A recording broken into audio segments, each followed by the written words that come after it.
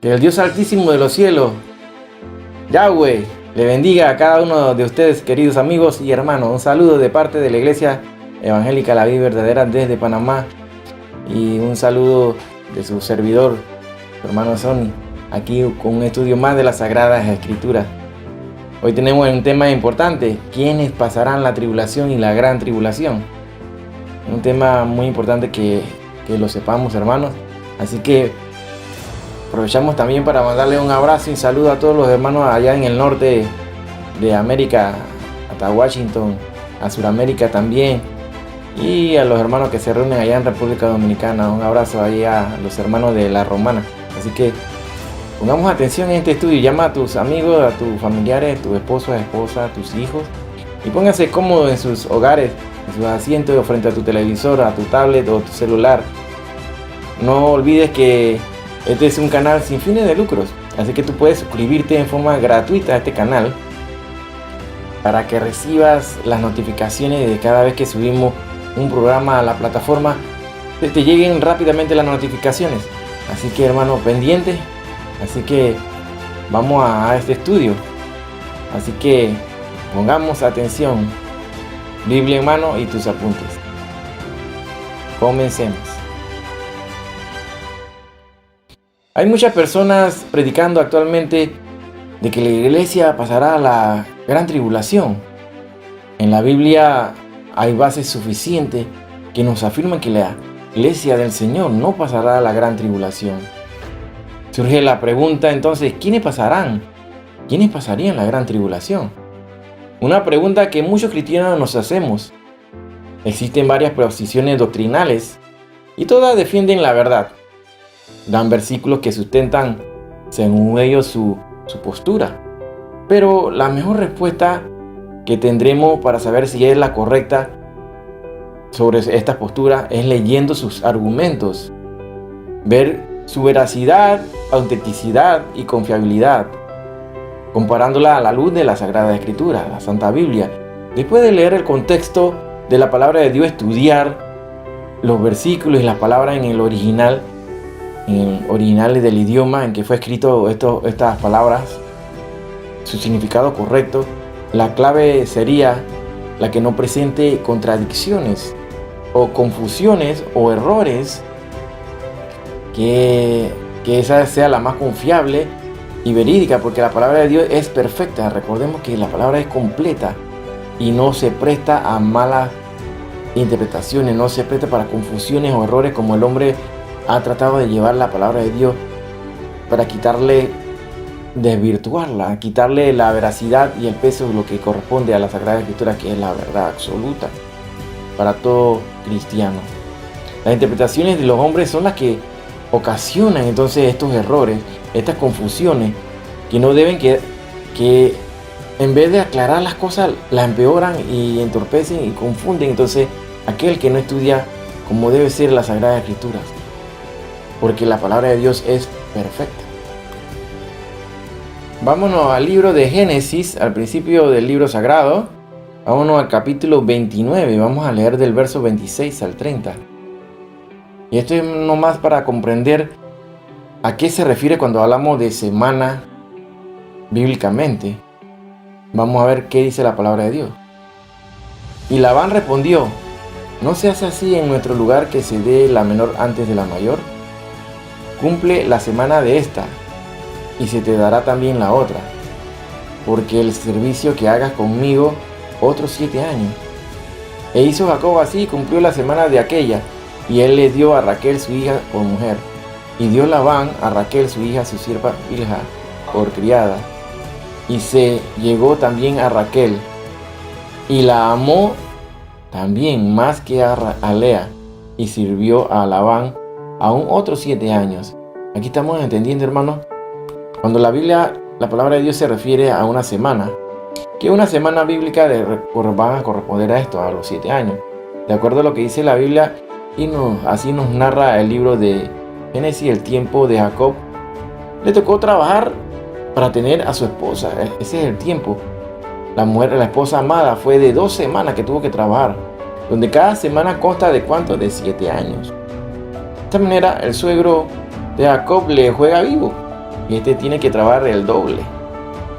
Es claro que la Biblia describe entonces que una semana equivale entonces a 7 años, cuando hablamos de una semana. ¿Estamos claros? Aclaremos bien este punto, nada más.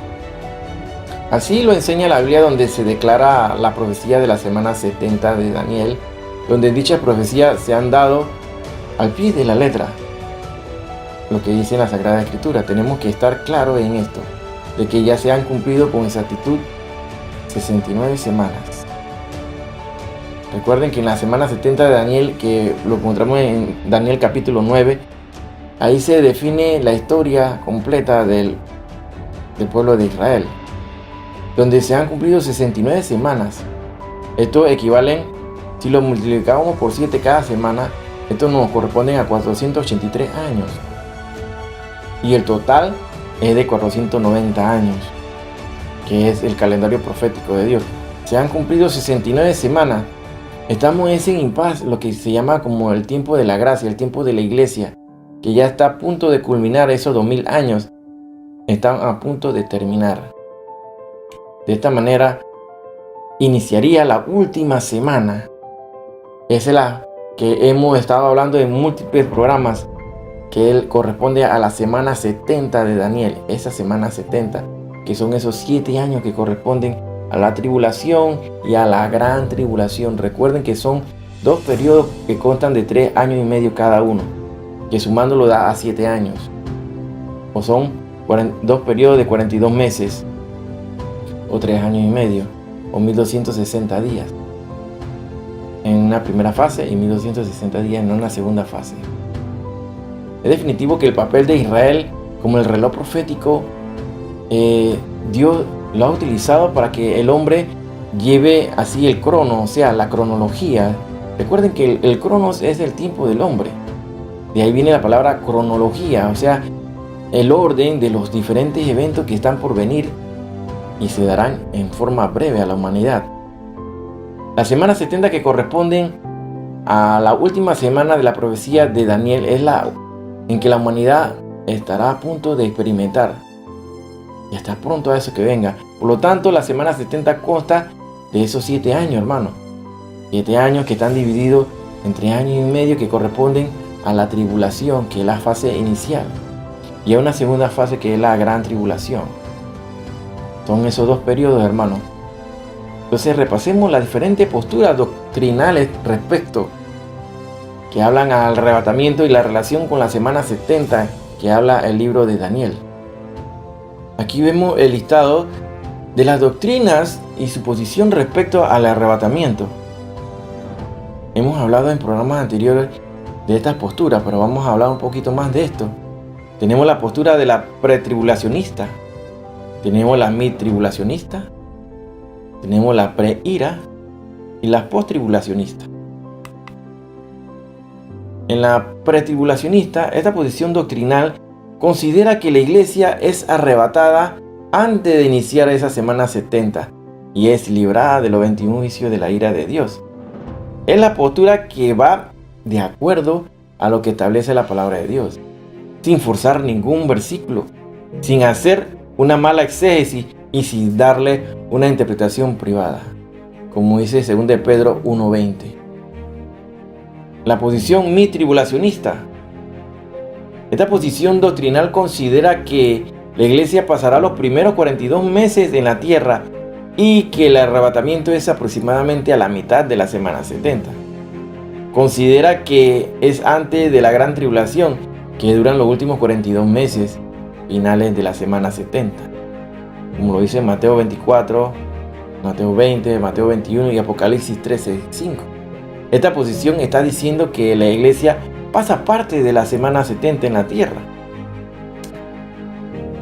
Vamos a ver entonces la otra posición, que es la posición, la preira.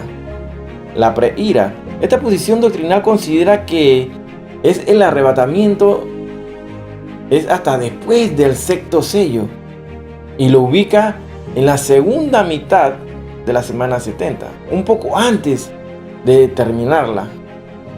Es la nueva doctrina postribulacionista que adelanta el arrebatamiento un poco antes de finalizarla. Divide la semana 70 en periodos del primer sello al tercer sello, y la denomina así como los principios de dolores de parto. Y tenemos una segunda parte que es del cuarto sello al sexto sello, y eso lo llaman ellos la gran tribulación del anticristo. Y después del sexto sello considera este último como la ira de Dios. Es así como está dividida esta preira, divide en tres fases: del primer sello al tercero, del cuarto al sexto, y en el último sello, el séptimo sello, que lo denominan como la ira de Dios. Tenemos la posición post-tribulacionista. Esta posición doctrinal considera que el arrebatamiento es hasta el final de la semana 70 y la gran tribulación, donde se junta entonces el arrebatamiento y la segunda venida como un solo evento, cosa que la palabra de Dios no va de acuerdo a esta postura, definitivamente, que es la primera que se descarta de toda esta postura. Nosotros defendemos la posición pretribulacionista porque la iglesia será levantada, y ya en múltiples programas lo hemos demostrado bíblicamente, de que la iglesia no pasará la tribulación ni la gran tribulación. Ahí vemos el recuadro de estos eventos y cómo se divide en esta posición, cómo divide la preira, esta postura de preira, cómo divide la sesión del primero al tercer sello y del cuarto al sexto sello, donde del primero al tercer sello se hablan de los principios de dolores, y del cuarto al sexto sello hablan de la gran tribulación, y en el séptimo sello donde se da la ira de Dios. Es así como ellos lo denominan. Pero sabemos que esta posición no es válida de acuerdo a lo que dice la palabra de Dios. Esta es la postura de la preira, entonces, donde se dividen por sellos, los sellos del Apocalipsis, y así lo hemos visto claramente en este recuadro. Aquí vemos un recuadro para que recordemos la postura esta de la post-tribulacionista, o sea que donde hablan que el arrebatamiento será junto con la segunda venida, y hacen una mezcolanza ahí, hermanos, que bíblicamente no es sustentable, no va de acuerdo a lo que dice la palabra de Dios, donde por fuera van muchos eventos que estarán sucediendo en los cielos, y aquí en la tierra no se ve y claramente. Entonces lo que está ocurriendo acá es que son los 21 juicios acá en la tierra.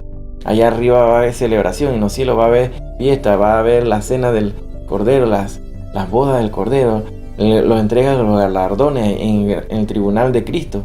Así que no va de acuerdo a lo que dice la palabra de Dios. Definitivamente la iglesia no pasa la gran tribulación. La doctrina mid, preira y post-tribulacionista consideran que para que ocurra el arrebatamiento debe ser tocada la última trompeta. Y fundamenta esto en base al siguiente versículo de la palabra de Dios, que lo encontramos en 1 Corintios 15, del 51 al 52. Dice así: He aquí os digo un misterio, no todos dormiremos, pero todos seremos transformados en un momento, en abrir y cerrar de ojos, a la final trompeta. Pongan cuidado, final trompeta, porque se tocará la trompeta y los muertos serán resucitados incorruptibles y nosotros seremos transformados. Ellos basan su postura en que debe ser tocada entonces la última trompeta. Y lo vemos así en 1 Corintios 15, 51 a 52. Así que lo estamos viendo, repasémoslo ahí. Leámoslo aquí.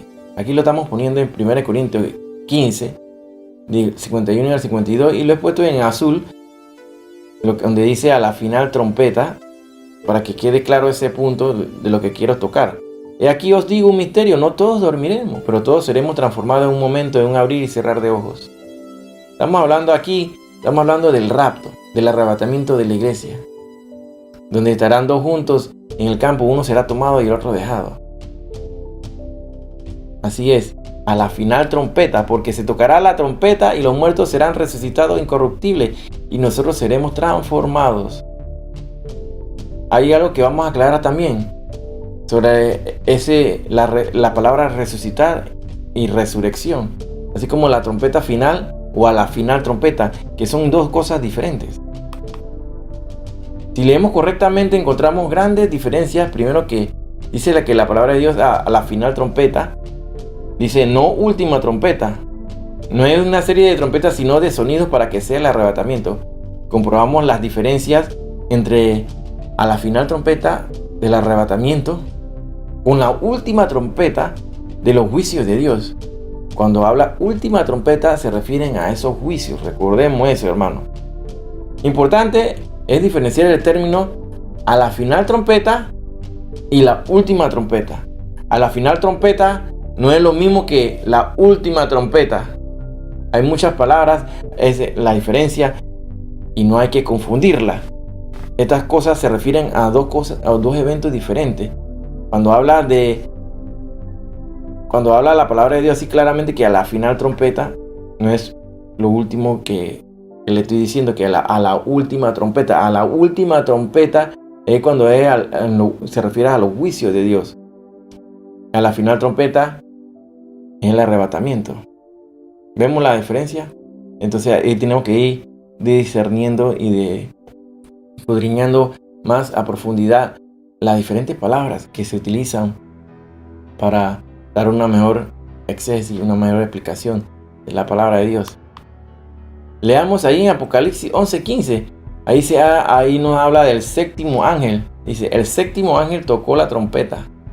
Y hubo grandes voces en el cielo que decían: los reinos del mundo han venido a ser de nuestro Señor, y Él reinará por los siglos de los siglos. Y Él reinará por los siglos de los siglos. El séptimo ángel tocó la trompeta. Y hubo grandes voces en el cielo que decían así. Aquí en este evento profético la trompeta la toca ¿quién? La toca un ángel. Y es el séptimo. O sea, es tocada esta trompeta por un ángel. Ni siquiera es el mismo durante los 7 juicios de la trompeta, porque es otro ángel. La Biblia establece claramente que no se trata del mismo ángel. Primera Tesalonicenses del 4 al 16 al 17. Este versículo lo hemos leído muchas veces. Aquí dice la palabra de Dios: porque el Señor mismo, aquí lo estoy poniendo un poquito más oscuro la palabra, porque el Señor mismo, con voz de mando, con voz de arcángel y con trompeta de Dios, descenderá del cielo, y los muertos en Cristo resucitarán primero. Luego nosotros, los que vivimos, los que hayamos quedado, seremos arrebatados juntamente con ellos en las nubes, para recibir al Señor en el aire, y así estaremos siempre con el Señor. Aquí está claro que es el mismo Señor, es Yeshua, es nuestro Señor Jesucristo, el que toca esa trompeta. Ya lo leímos, hermano. Es claramente que el Señor mismo, con voz de arcángel, dice, con trompeta de Dios, Él va a sonar ese shofar, que no va a ser escuchado por todos, donde aquellos que no estén velando van a ser sorprendidos como el ladrón en la noche. En el evento del arrebatamiento es el Señor mismo quien toca la trompeta de Dios. Y esto hace diferente este evento con los juicios de la trompeta, donde un ángel es el que la toca. No es el mismo Señor que estamos hablando aquí. El que va a tocar la trompeta no es el que va a tocar las trompetas de los juicios tampoco, porque aquellos son ángeles. No habla que es el mismo Señor. Aquí hace la aclaración el Señor mismo. En el evento del arrebatamiento es el Señor mismo quien toca la trompeta de Dios. Y esto hace diferente este evento con los juicios de las trompetas. Y es claramente que allá lo especifica que es un ángel el que la toca. Aquí hay una lista de esos eventos que habla la doctrina postribulacionista y los deja por fuera. Deja por fuera y sin cumplimiento bíblico profético estos eventos importantes, que en el momento que se dé el rapto, el arrebatamiento de la iglesia, ya la iglesia no está aquí, comienza el periodo de la semana 70. Son esos 7 años donde estaremos allá arriba en los cielos celebrando el tribunal de Cristo. Número 2, la boda del Cordero. Número 3, la cena del Cordero. Son cosas muy importantes, eventos muy importantes. Son fiestas que estarán ocurriendo en los cielos, mientras que aquí en la tierra hay destrucción, peste, terremotos, inundaciones, huracanes, tsunamis, guerras, caída de meteoritos, granizo con fuego. Una serie de juicios, hermanos, que son 21 juicios que estarán atacando a la tierra. La doctrina que habla de que la iglesia será tomada después de la tribulación, o sea, estamos hablando de la doctrina post-tribulacionista, juntan en un solo evento el arrebatamiento con la segunda venida al final de la semana 70, y dejan por fuera estos eventos proféticos que habla la palabra de Dios, como lo habla número 1, el tribunal de Cristo. Es la entrega de coronas a los siervos de Dios, a los siervos de Cristo. Puedes encontrar en 2 Corintios 5:10. Lo puedes buscar también en el libro de Romanos 14:10. No confundas este evento con el de Apocalipsis 24, que es solo para juzgar a los decapitados. No lo confunda. Recuerda que no todos moriremos, así como dice la palabra de Dios. No todos moriremos. La boda del Cordero lo puedes buscar ahí en el libro de Apocalipsis, capítulo 19. Léete del 7, versos 7 al 8. La cena del Cordero, búscalo ahí en Apocalipsis 19, ahí en el verso 9. Si juntan en un solo evento el arrebatamiento con la segunda venida, los cuerpos de los salvos serán transformados, glorificados y suben en el arrebatamiento. Y los dejados son impíos que mueren totalmente al ser destruidos por la ira de Dios. Y no hay entonces cuerpos humanos para procrear en el milenio. Sofonías, búscalo ahí en Sofonías 1, verso 18. Isaías también 65, verso 20. En el libro de Apocalipsis 21:9 leamos: Vino entonces a mí uno de los 7 ángeles, que tenía las 7 copas llenas de las 7 plagas postreras. Aquí estamos hablando de las 7 copas de la ira de Dios, hermano.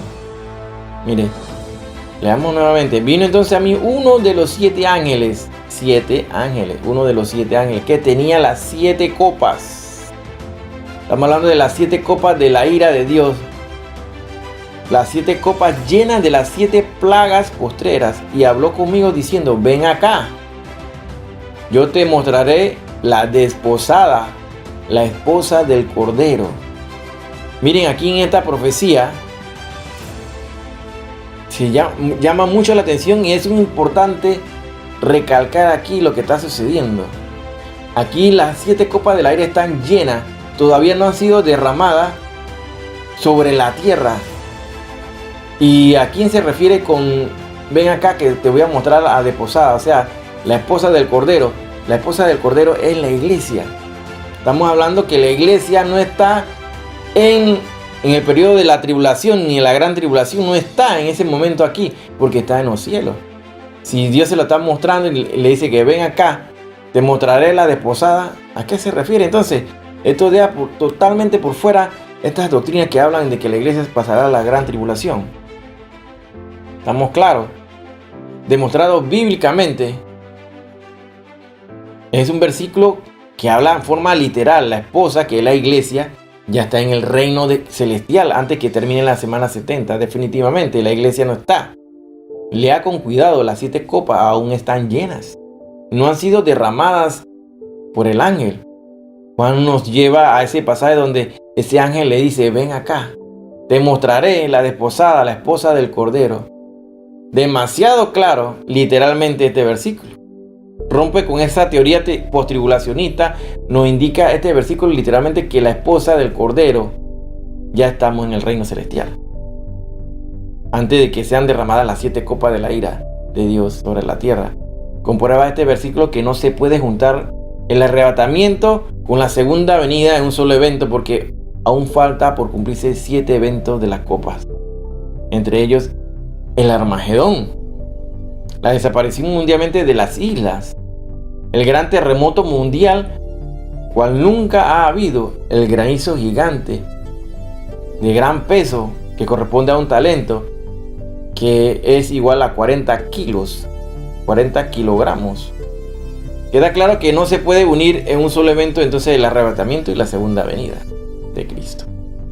Leemos así en Apocalipsis 20 del 4 al 6. Y vi tronos, y se sentaron sobre ellos los que recibieron facultad de juzgar. Y vi las almas de los decapitados por causa del testimonio de Jesús y por la palabra de Dios, los que no habían adorado a la bestia ni a su imagen, y que no recibieron la marca en sus frentes ni en sus manos, y vivieron y reinaron con Cristo 1000 años. Pero los otros muertos no volvieron a vivir hasta que se cumplieron 1000 años. Esta es la primera resurrección. Pongamos atención aquí. Esta es la primera resurrección, subráyalo ahí. Bienaventurado y santo el que tiene parte en la primera resurrección.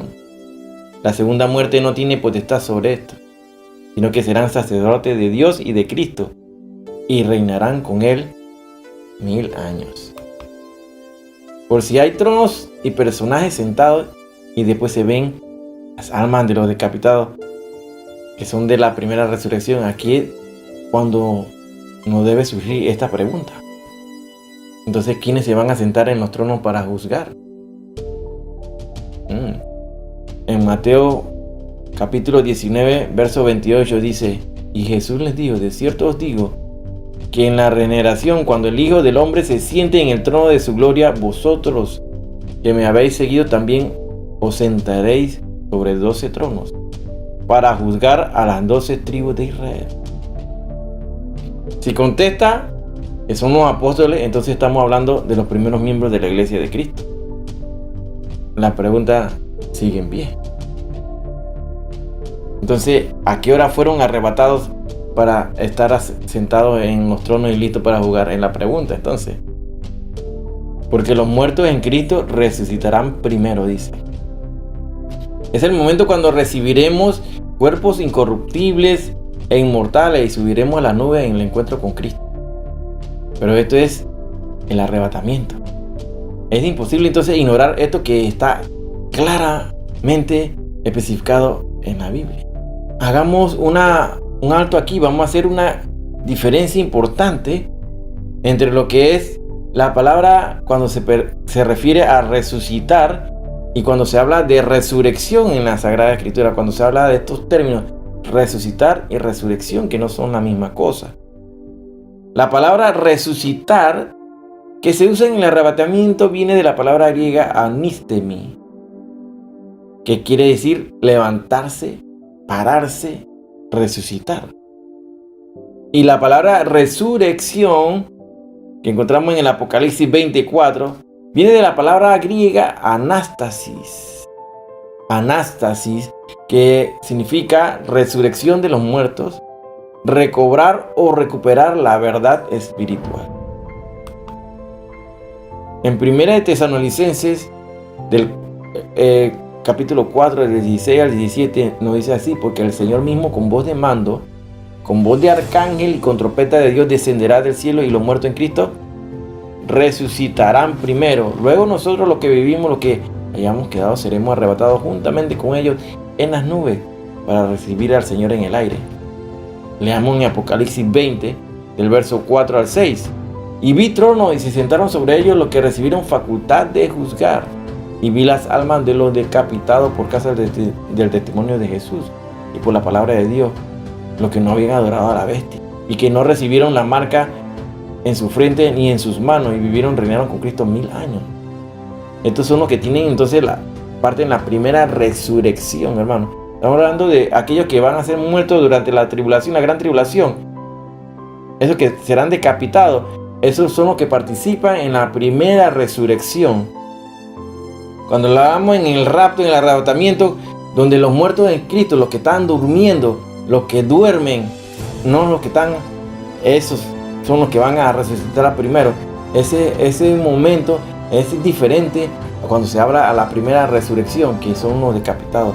Es muy parecida esta palabra, resucitar y resurrección, pero cada una tiene su cometido y función para describirnos cada evento diferente, donde están colocadas con sentido y común lógico. Y si fueran lo mismo, Dios hubiera utilizado las mismas palabras para indicarnos el mismo evento. Error que contradice en la palabra de Dios. Entonces, número 1, decir que todos los muertos saldrán de la primera resurrección es un error. Entonces todos morirán decapitados y no habrá vivos. Punto número 2, la palabra de Dios dice que no todos moriremos. 1 Corintios 15, del 51 al 53. Número 3, que primero serán arrebatados los que murieron en Cristo y luego nosotros los que hayamos quedado. Búscalo ahí en 1 Tesalonicenses 4, 17. Número 4, juntar el arrebatamiento y la segunda venida de Cristo dejan sin cuerpos humanos en los habitantes de la tierra. Los salvos todos seríamos transformados en cuerpos celestiales glorificados y seríamos arrebatados, y no habría con cuerpo humano para procrear en el reino milenial. Los dejados en la tierra, los impíos, mueren todos, según Sofonías 1:18. Entonces hay diferencias importantes entre la palabra resucitar y primera resurrección o resurrección. Los resucitados en el arrebatamiento y los muertos de la primera resurrección. Vamos a ver estas diferencias. Número 1. En el arrebatamiento, los que durmieron en Cristo nunca se les llama muertos, como lo de la primera resurrección. Número 2. Aquí resucitan como Cristo los que durmieron. No es resurrección como los muertos decapitados. Es diferente. Número 3. En el arrebatamiento hay vivos arrebatados después de lo que resucitan. En la primera resurrección no hay vivos que sean arrebatados. Solo hay decapitados. ¿Estamos poniendo atención? Para la iglesia de Cristo, habrán de ser resucitados de la palabra griega anistemi. Ya lo hemos dicho, que quiere decir levantarse para resucitar. Y nunca se le llama muertos. Se le llama los que durmieron en Cristo. En 1 Tesalonicenses 4, del 13 al 16 nos dice así: tampoco queremos, hermanos, que ignoréis acerca de los que duermen. ¿Estamos poniendo atención? No ignoréis acerca de los que duermen, para que no entristezcáis como los otros que no tienen esperanza. Porque creemos que Jesús murió y resucitó. Así también traerá vivos con Jesús a los que durmieron en él. Por lo cual os decimos esto en palabra del Señor, que nosotros que vivimos, que habremos quedado hasta la venida del Señor, no precederemos a los que durmieron. Porque el Señor mismo, con voz de mando, con voz de arcángel, con trompeta de Dios, descenderá del cielo, y los muertos en Cristo resucitarán primero. A los que durmieron en Cristo. Jamás la palabra de Dios le llama muertos. Jamás. Como a los otros impíos que no tienen esperanza, lo identifican así como que los que duermen en Cristo. Definitivamente, este grupo que son raptados, arrebatados, son los que duermen. Y los que mueren o muertos por decapitación, esos son los que van a participar en la primera resurrección. Entonces, la primera resurrección, que es la palabra que viene del griego anástasis, son los muertos los que adoraron a la bestia, que fueron decapitados, y no hay vivos. No hay vivos. Han sido decapitados. Apocalipsis 20, del 4 al 6. Ahí los lees. Y vi tronos y se sentaron sobre ellos los que recibieron facultad de juzgar. Y vi las almas de los decapitados. Bueno, estos decapitados son los que van a participar en la primera resurrección, hermano. Diferencias. Son muy parecidas a esta palabra resucitar y resurrección, pero cada una tiene su cometido. Y tiene su función para describir cada evento diferente donde están colocadas. Con sentido común y lógico es como vamos a ver la diferencia clara de que no se refiere a la misma cosa cuando habla de la resurrección y a lo que resucitan en el momento del rapto. La primera resurrección es para aquellos que son decapitados y son los que van a participar en ese gran evento, que se dará en un momento cuando se venga ya al final de la semana 70, cuando se dé antes justo del descenso de Cristo, de Jesucristo y todos sus santos, el ejército, a defender a Israel en esa gran guerra final que ya hablamos la semana pasada, el Armagedón. Leamos en 1 Corintios 15, de 20 al 23. Mas ahora Cristo ha resucitado de los muertos, primicias de los que durmieron. Pongan atención, ahí lo estoy subrayando, está en modo oscurito. Primicias de los que durmieron es hecho, porque por cuanto la muerte entró por un hombre, también por un hombre la resurrección de los muertos. Porque así como en Adán todos mueren, también en Cristo todos serán vivificados, pero cada uno en su debido orden.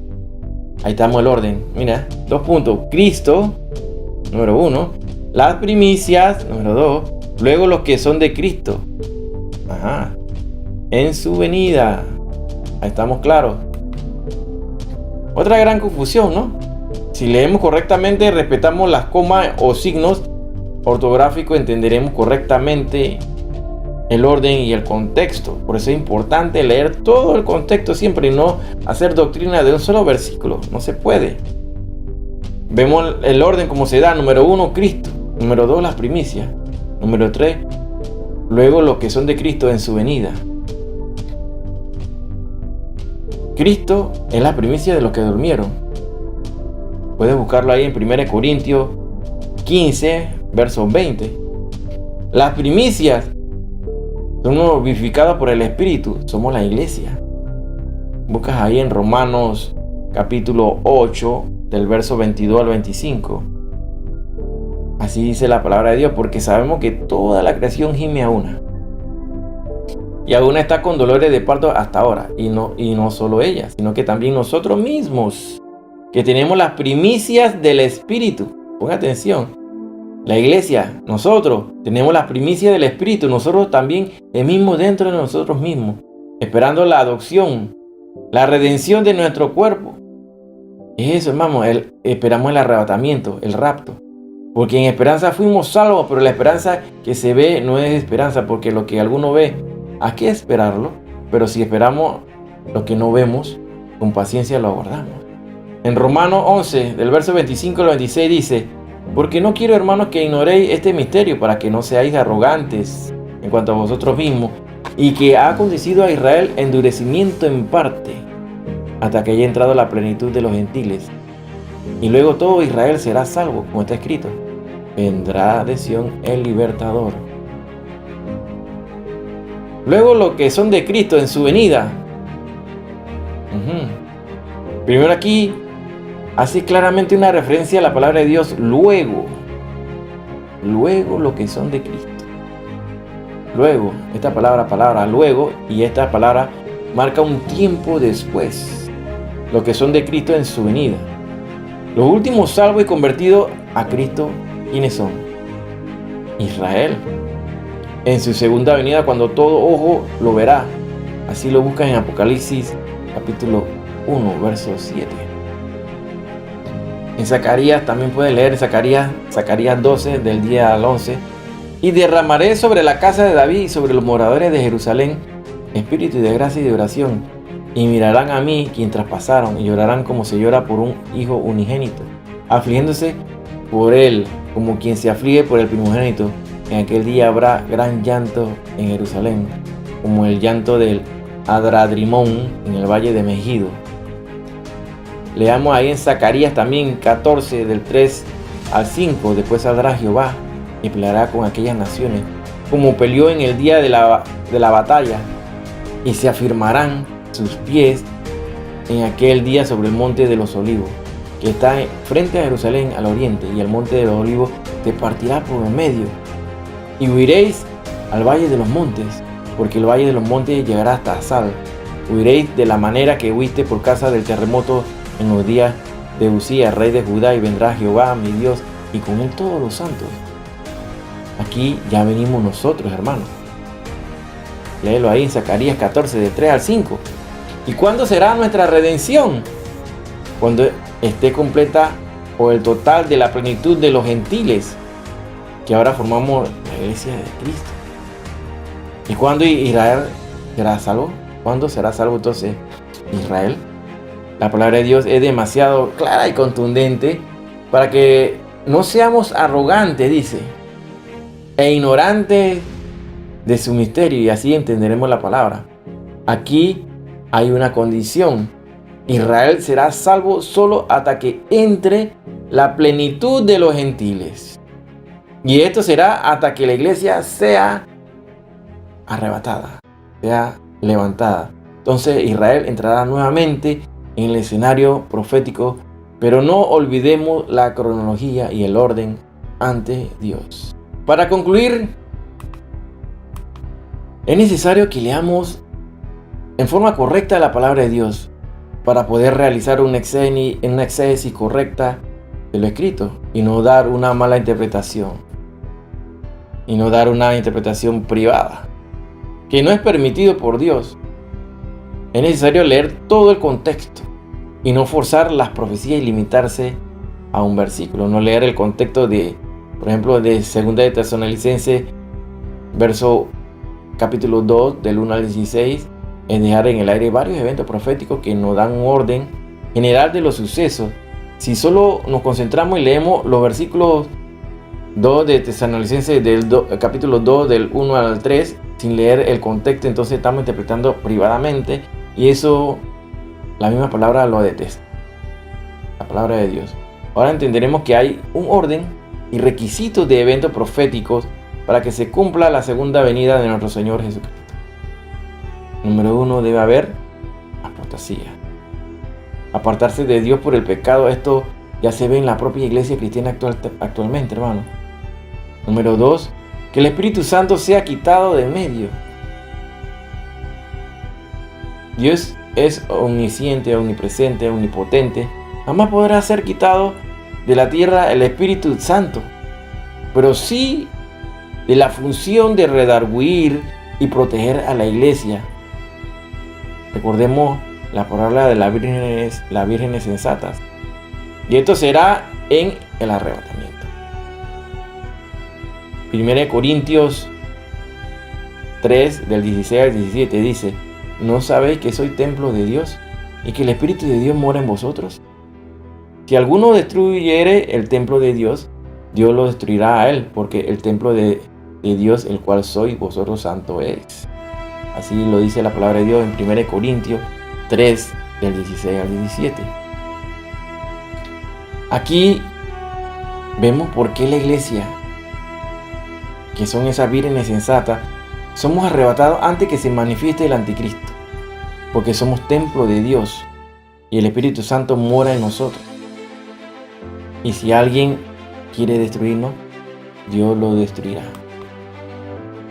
Hasta aquí hemos visto, hermano, una importante enseñanza de que una vez demostramos más bíblicamente de que la iglesia no pasará ese periodo de la tribulación ni la gran tribulación. Y es que hemos demostrado bíblicamente que no se apoya estas doctrinas que hablan de que la iglesia será levantada a la mitad de la tribulación, o que será en el periodo de la preira, o los postribulacionistas. O sea, creemos firmemente que la iglesia será levantada justo antes que inicie la semana 70, que habla Daniel capítulo 9. Esa última semana que equivalen a esos periodos que se darán esos 21 juicios a la humanidad, de los cuales todo cristiano debe estar en conocimiento y de estar advirtiendo al mundo en estos momentos de que ya se aproxima y de lo que le espera a la humanidad, de aquellos cristianos que no estén velando, que no estén andando en los pasos del evangelio verdadero, porque el evangelio ha sido adulterado, ha sido cambiado por toda esta falsa doctrina, porque estamos viviendo en lo que conocemos la apostasía, donde se vive un evangelismo, un evangelio diluido, un evangelio que ellos llaman moderno, el cual han cambiado todas las bases de lo que habla la palabra de Dios y han ido encaminadas a confundir más al pueblo de Dios para que más almas se pierdan. Entonces, y eres nuevo escuchando estos programas son de enseñanza para que esté claramente en la doctrina en la cual se basa nuestro evangelio, en predicar la verdad, que no esté adulterada, no esté cambiada, porque el hombre ha metido mano y ha querido cambiar muchas cosas. Pues muchos hablan que tienen una nueva revelación, donde la revelación ya está dada. Lo que recibimos es una nueva iluminación de lo que está revelado ya. No hay nueva revelación. Si tú no conoces la palabra de Dios y te llaman atención estos programas, hermano, amigo que me escuchas, yo te invito a que en estos momentos, en esta semana que se celebra a nivel mundial, creo que a nivel mundial se celebra la Semana Mayor, así le llaman, o la Semana Santa le llaman, para recordar esos momentos que nuestro Señor Jesucristo se dio su vida y cargó con el pecado de la humanidad, fue crucificado. Yo te puedo decir, hermano, que lo que cuenta la Biblia es real, y hay muchos libros, historiadores, así como Flavio Josefo y todos, que narran de estos grandes eventos que ocurrieron en el tiempo pasado. Así que te invito a que te acerques a los caminos de Dios, que Él fue el que murió por nosotros, y la sangre que derramó no ha sido por gusto, porque con esa sangre que Él derramó compró su iglesia, precio de sangre, para que tengamos acceso al cielo. Si no hubiera sido por Él, no tendríamos acceso al cielo. Así que Él te ofrece su mano de forma gratuita, sin pagar nada, para salvarte, para que entres a ese reino celestial y eterno. Si solamente tú lo confiesas con tu boca, que Él es tu Salvador, Él te inscribirá, Él pone tu nombre en ese libro, en el libro de la vida. Así que, si lo aceptas de corazón, Él te escucha. Sigue sus pasos, su camino. Sigue la verdad. Busca una iglesia donde prediquen la verdad, no adulterada, donde se predique la sana doctrina. Así que, hermano, que el Señor te bendiga, te guarde, te cuide, y nos vemos la próxima semana, si Dios lo permite, y si Cristo no ha venido.